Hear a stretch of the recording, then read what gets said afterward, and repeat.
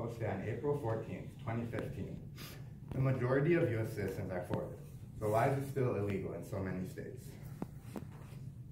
This is relevant to all of us because, I mean, we're all in college. We all probably know someone who has illegally consumed marijuana before.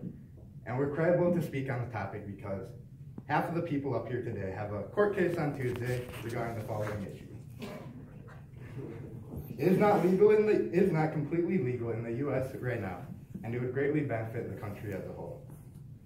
Today we are going to talk about the benefits of legalizing recreational and medicinal marijuana. And Brandon Woodson will be talking about the problem, I will be talking about the solution, and Logan will be talking about the visualization. But unfortunately, Brandon is not here today, so we're skipping straight to the solution, which is me.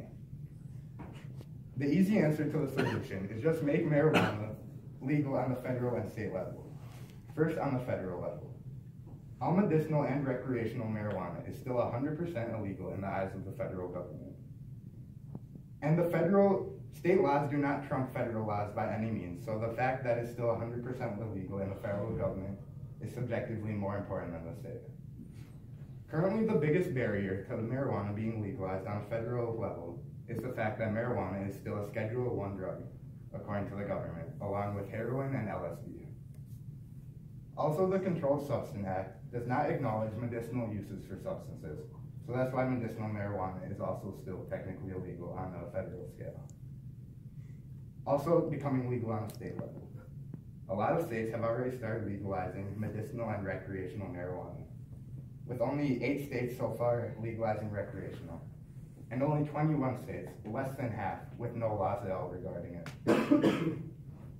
Even though some states have it legalized, you could have bought it completely legally there and still get in trouble for it, because like I said before, the state laws do not by any means trump the federal laws. Also, another solution to helping it become legal is stopping all of the negative stereotypes along with people who smoke marijuana. And then if that's the case, it will become easier to legalize when people have less of those bad notions of it. People who don't really know a lot about it tend to always think the worst of it and be very against it. And then people who are against it is normally because of all the negative stereotypes of people who smoke marijuana are super lazy and sit playing video games, eating Doritos, drinking Mountain Dew. We need to inform people and debunk those stereotypes and have them know that that's not actually what it's actually like, and then it'll make it be easier to legalize in the grand scheme of things. And also, it needs to stop, like a long time ago in the 40s, the old PSAs. There were PSAs that were run actually by the timber industry because they were scared of the possibilities of marijuana becoming legal. And they would say ridiculous things like, it would ruin your life. And it shows someone in an old black and white film in like a state of hysteria, and it says, it'll make you murderous, and then she's stabbing all her friends and family, and it's ridiculous. And then next up is Logan talking about the visualization. Visualize this. In the United States of America, where marijuana is legal for medicinal and recreational use, police would finally be taken off from snatching up all these pot dealers and wasting all their time on these small-time criminals, going after bigger criminals dealing the big drugs like meth, heroin, cocaine, and bigger crimes such as robbery, murder, homicide, all that, kidnapping, to go along with the human trafficking as we heard before.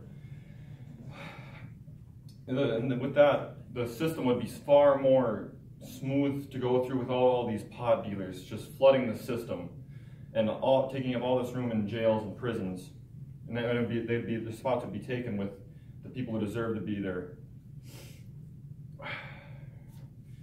And then with that, every patient with cancer or another serious disease that causes them unbearable pain would finally become a little bearable, and they'd be able to eat something, because with cancer patients, their chemotherapy treatments, a lot of them, it makes them nauseous sometimes, so they finally get an appetite and they can finally keep their food down and make the pain a little more bearable.